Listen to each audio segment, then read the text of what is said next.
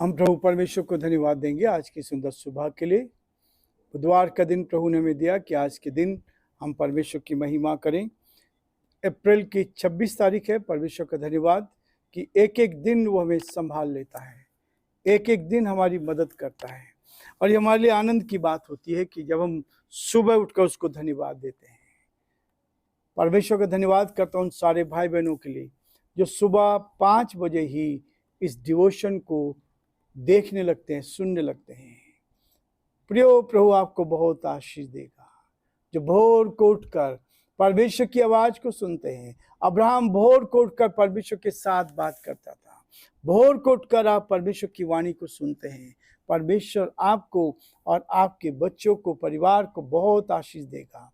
और जिन्होंने इस पर विश्वास किया, परमेश्वर उनको बहुत उत्तम से उत्तम आशीष देता चला गया और प्रभु हमें आशीष से भरपूर करता है। इसलिए आज के दिन की शुरुआत हम प्रभु के इस वचन के साथ करना चाहते हैं। और मैं आप सभी का भी living Christian movement fellowship ministry में स्वागत करता हूं, वेलकम करता हूं और धन्यवाद देता हूं कि आप हर कदम पर हमारे साथ खड़े हैं। प्रार्थना में आप हमारे लिए प्रार्थना करते जाएं ताकि हम प्रभु में होकर आगे बढ़ते चले जाएं और प्रभु की महिमा कर सकें। पहला कुरिन्थियों उसका 3 अध्याय और उसके 3 पद में पौलुस कहता है, क्योंकि अब तक शारीरिक हो, जीवन में बदलाव होना चाहिए। शारीरिक व्यक्ति और आत्मिक व्यक्ति। आत्मिक व्यक्ति पहला इंसान था आदम, जिसको परमेश्वर ने बनाया था अपने हाथों से और उसके नथनों में अपने जीवन का श्वास फूंक दिया। वो जीवित प्राणी बन गया। वो आत्मिक व्यक्ति था। परमेश्वर के साथ बात करता था, परमेश्वर की संगति में रहता था। हर शाम को रोज परमेश्वर उससे आके बातचीत करता था। लेकिन प्रियो, ये शुरुआत कहां से हो गई? आदम की पत्नी को शैतान ने बहकाया और उसने उस बहकावे में आकर परमेश्वर की आज्ञा का उल्लंघन किया। और जब परमेश्वर की आज्ञा का उल्लंघन हुआ तो 2 तरह के मनुष्य हो गए, एक आत्मिक और एक शारीरिक। आत्मिक व्यक्ति परमेश्वर की बात समझता है, शारीरिक व्यक्ति शरीर की बात समझता है। और जब पाप आ गया, पाप के कारण परमेश्वर के साथ हमारा रिश्ता टूट गया।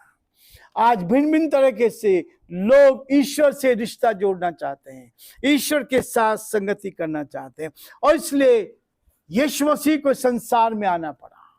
पहला आदम पाप में गिर गया, लेकिन दूसरा आदम यीशु मसीह के रूप में संसार में आया, जिसने पाप के ऊपर जीत पाई, जिसने मृत्यु के ऊपर जीत पाई और हमें जीवन दिया। जो कुछ पर विश्वास करता है वो नाश नहीं होता, परंतु अनंत काल का जीवन प्राप्त करता है। इसलिए वो कहता है, इसलिए कि जब तुम में डहा और झगड़ा है, ये जांचने के लिए है, ये लेबोरेटरी है, ये परमेश्वर का वचन है। ये वचन तो लेबोरेटरी के रूप में काम करता है। वो कहता है तुम में डहा और झगड़ा है तो तुम शारीरिक व्यक्ति हो। डहा और झगड़ा है तो तुम शारीरिक व्यक्ति हो।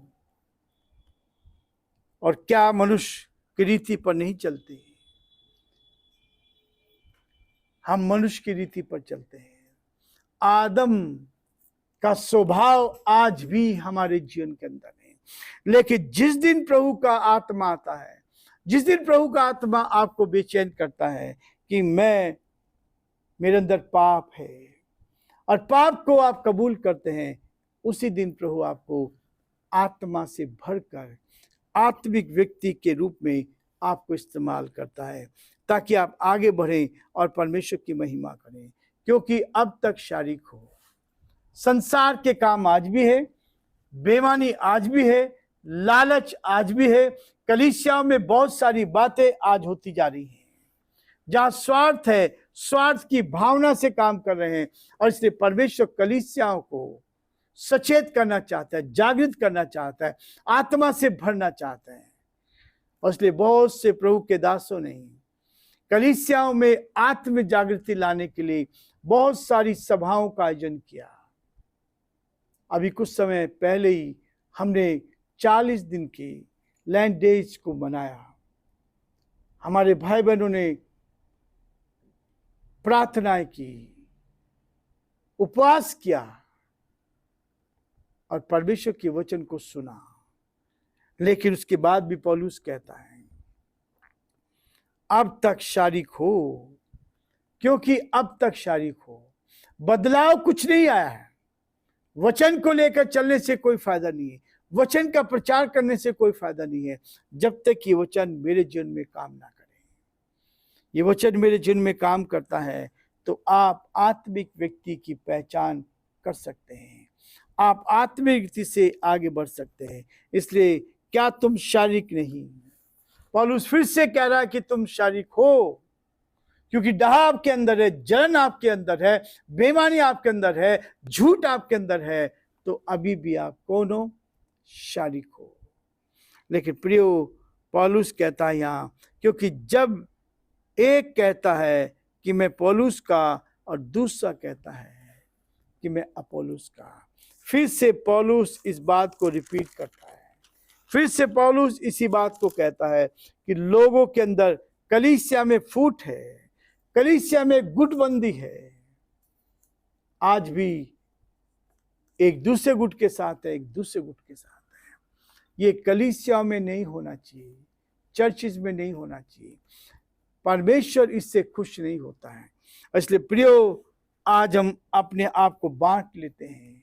आज लोग अपने आप को बांट कर कलीसिया में फूट डाल देते हैं, और जहाँ फूट है वहाँ पर आशीष कभी नहीं आ सकती। जहाँ फूट है वहाँ आत्मिक रीति से आप कभी आगे नहीं बढ़ पाओगे। और इसलिए वो कहता है मैं पौलुस का हूँ, और दूसरा कहता है मैं अपोलोस का हूँ। तो क्या तुम मनुष्य नहीं? जो मनुष्य है, जिसके अंदर मानवता घुसी हुई है, आत्मिक व्यक्ति नहीं हो सकता है, जो एक दूसरे के ऊपर हावी होने की कोशिश करते हैं। लेकिन प्रियो, परमेश्वर का वचन कहता है हम एक दूसरे के साथ भाईचारे की प्रीति रखें। हम एक दूसरे की भलाई करने के लिए हमेशा तत्पर रहें, ताकि एक दूसरे को प्रभु में उठा सकें और प्रभु की महिमा करते चले जाएं। इसलिए पौलुस फिर कहता है तो क्या तुम मनुष्य नहीं हो? अपोलोस क्या है और पौलुस क्या है? केवल सेवक है। आज हम सेवक के रूप में हैं। कलीसियाओं में बहुत जल्दी शैतान काम कर जाता है, गुटबंदी हो जाती है, एक दूसरे की तरफ होता है, एक दूसरे की तरफ होता है। लेकिन प्रियो, परमेश्वर का वचन कहता है कि हम परमेश्वर के साथ बढ़ते चले जाएं, और जो प्रभु की योजना है उसको हम पूरा करते चले जाएं। हम प्रार्थना करेंगे और प्रभु की आशीष को अपने जीवन में लेंगे। धन्यवाद, स्तुति के योग्य हमारे सामर्थ्य परमेश्वर, हम धन्यवाद देते हैं हमारे सारे श्रोताओं के लिए जो living Christian women fellowship ministry के साथ जुड़े हुए हैं, जो इस आवाज को सुन रहे। प्रभु जी, हम बड़े आदर के साथ, दीनता, नम्रता के साथ हर एक को आपके हाथों में सौंपते हैं। हर एक की सुधि ले, हर एक को अपनी उपस्थिति का एहसास दे, ताकि हर जन आप में सुरक्षित पाए जाए और आपकी महिमा कान बन सके, और जो आपकी योजना है प्रभु उसको हम पूरा होता देख सकें। हे दया के धनी और विश्वास के योग्य परमेश्वर, हमारी आपसे प्रार्थना, आपसे विनती प्रभु, आपका दया का हाथ हमारे सारे भाई बहनों पर बना रहे। हम आपको धन्यवाद देते हैं हमारे प्रदेश राजस्थान के लिए। इस प्रदेश पर आपकी आशीष हो। यहाँ के मुख्यमंत्री अशोक गहलोत जी को आपके हाथों में सौंपते हैं। आपका सुरक्षा का हाथ उनके साथ बना रहे, हर परेशानी से, कठिनाई से, दुख और मुसीबत से बचाएं, जीवन में आगे बढ़ाएं, और जो आपकी योजना पूरी की जाए। हम बड़े आदर के साथ पिता परमेश्वर प्रार्थना विनती करते हैं हमारे देश के प्रधानमंत्री के लिए, राष्ट्रपति के लिए, आप उनको भी संभाले, अच्छी बुद्धि दे, अच्छा ज्ञान दे, और आपका हाथ उनके साथ भी बना रहे। बड़े आदर के साथ, दीनता, नम्रता के साथ प्रभु जी इस प्रार्थना को अपने प्रभु, अपने धार करता यीशु मसीह के नाम से मांगते हैं, आमीन। हम आशीष वचन को ग्रहण करेंगे। अब हमारे प्रभु यीशु मसीह का महान अनुग्रह, परमेश्वर पिता का महान प्रेम, पवित्र आत्मा की सेवागता संगति हमें से प्रत्येक के साथ अब से लेकर हमेशा तक होती रहे। आमीन।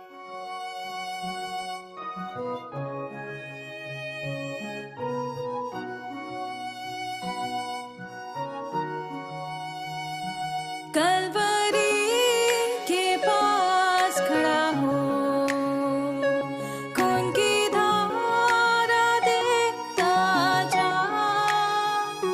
तेरे पापों का यही दाम दिया है मसीह यीशु ने।